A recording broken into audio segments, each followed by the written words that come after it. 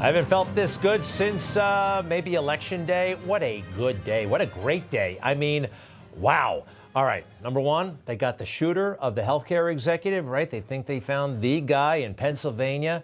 And also Danielle Penny, the subway hero, innocent, acquitted on all charges. You remember the hero who saved lives that day in the subway car in New York City as Jordan Neely was having a total freak out, intimidating everybody. People thought that they were going to die on that train. Not guilty on all counts. Congratulations. More on that. Very positive development. I feel like, you know, we're getting out of the twilight zone after being in it for so long. This is a big step in the right direction. All right. Also, they got the shooter.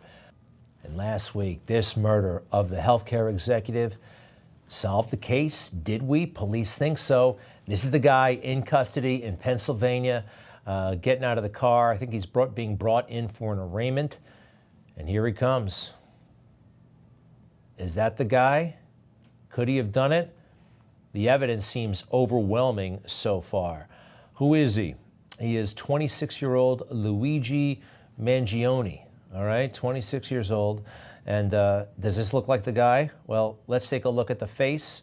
He was wearing the mask. You know, we've seen that picture for a long time. It kind of looks like the guy, and you got to consider all the other evidence. Let's see. Let's take another look. Oh, boy, that even looks more like the guy. I think we got the guy. And police, I mean, let's hear from her right now. This is the police commissioner of New York City. Her name is Jessica Tisch. Okay, she's new on the job. Take a look. Earlier this morning in Altoona, Pennsylvania, members of the Altoona Police Department arrested Luigi Mangione, a 26-year-old male, on firearms charges. At this time, he is believed to be our person of interest in the brazen targeted murder of Brian Thompson, CEO of United Healthcare, last Wednesday in Midtown Manhattan. The suspect was in a McDonald's and was recognized by an employee who then called local police. Responding officers questioned the suspect, who was acting suspiciously and was carrying multiple fraudulent IDs as well as a U.S. passport. Upon further investigation, officers recovered a firearm on his person, as well as a suppressor, both consistent with the weapon used in the murder. They also recovered clothing, including a mask consistent with those worn by our wanted individual. Also recovered was a fraudulent New Jersey ID, matching the ID our suspect used to check into his New York City hostel before the shooting incident. Additionally, officers recovered a handwritten document that speaks to both his motivation and mindset. And the favorite part so far for me, this is where they got him. And an employee spotted them. All right, and Altoona, that's kind of the middle of Pennsylvania, closer to the Pittsburgh side. And she mentioned a document in his possession. What was in that thing? That document is currently in the possession of the Altoona Police Department as part of their investigation. But just from briefly speaking with them, we don't think that there's any specific threats to other people mentioned in that document. But it does seem that he has some ill will toward corporate America. All right, more to come. Everything was going great, and one thing had to spoil the afternoon. I want to commend the staff of the Manhattan DA's office, and especially DA Alvin Bragg. He has been working with us 24/7 on this case, and I am incredibly grateful for his partnership. DA Alvin Bragg, the guy who tried to lock up President Trump. There's no way this guy was pulling all-nighters. Believe me, too busy hassling our friend Danielle Penny. Thank goodness gracious. Danielle Penny, innocent and free. More on Daniel in a second. I got to go back to the shooter. Luigi Mangione, right? High school valedictorian, smart guy, they say. University of Pennsylvania, 2 science degrees. What else do we know about this guy? He was a fan of the Unabomber, according to law enforcement, anti-capitalist, and an environmental extremist, according to some reports. You know what? Sounds familiar, very familiar.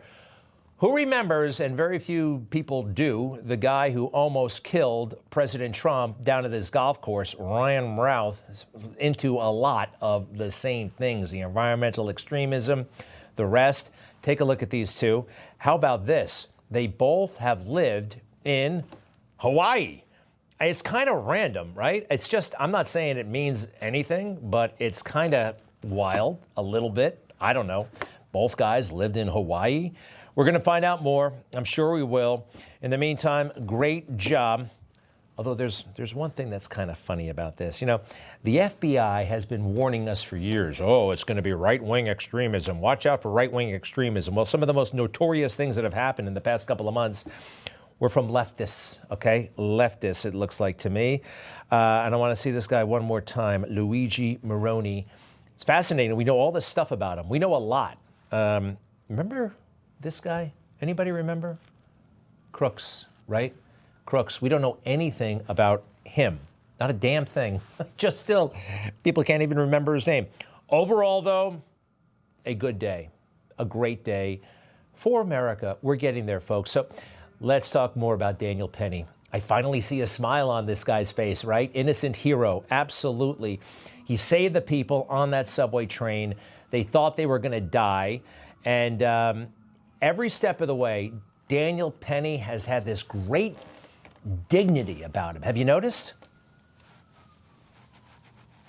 About the charges. Daniel, any comment? A piece about him, whether he's being arrested or coming in and out of court every day. He didn't deserve this. I think he knows that. But is he better for it? I don't know. I can't wait to meet him. I want to hear from him, don't you? It's going to be fascinating. So the guy who died on the train that day, nobody ever points this out. Now, we certainly have.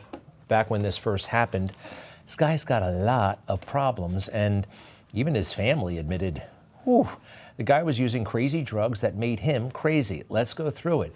He got into K2 and drugs, which was his way of healing himself. K2, remember the K2?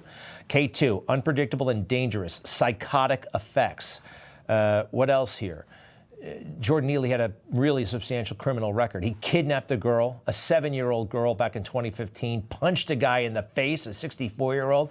And the guy's a total maniac, yet they tried to tell us he was a saint. Do you remember when this first happened, they were trying to turn this into the next George Floyd? Jordan Neely deserved help.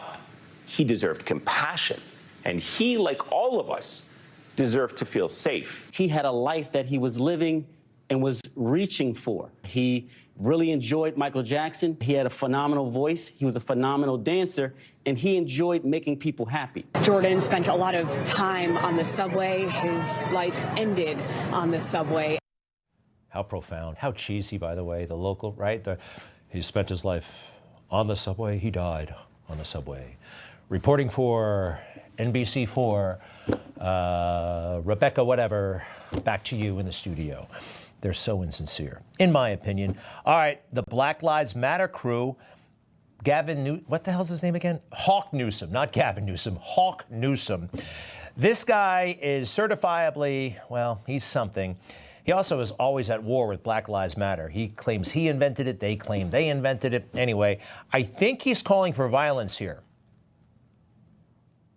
We need some black vigilantes. That's right. People want to jump up and choke us and kill us for being loud. How about we do the same when they attempt to oppress us? Right. I'm tired. Whoa.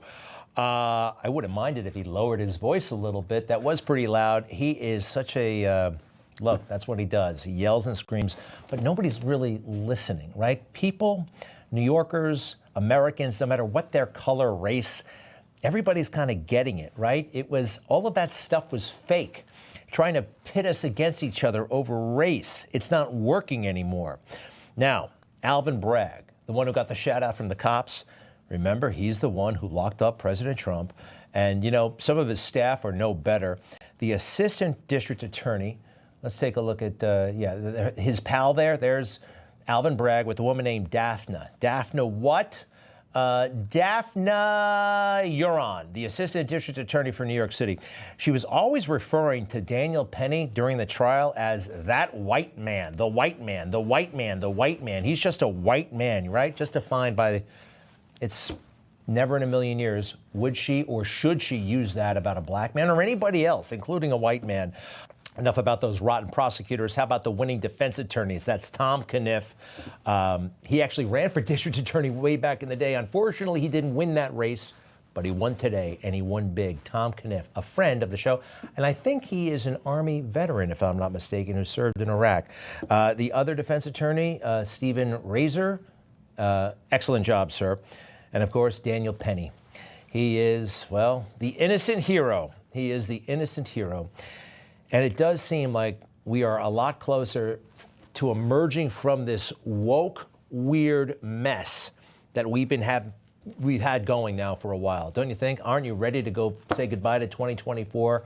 It feels like the Twilight Zone episode that's been in this country for a long time is coming to a close. Information. Truth is freedom. Is Newsmax. It's real news for real people.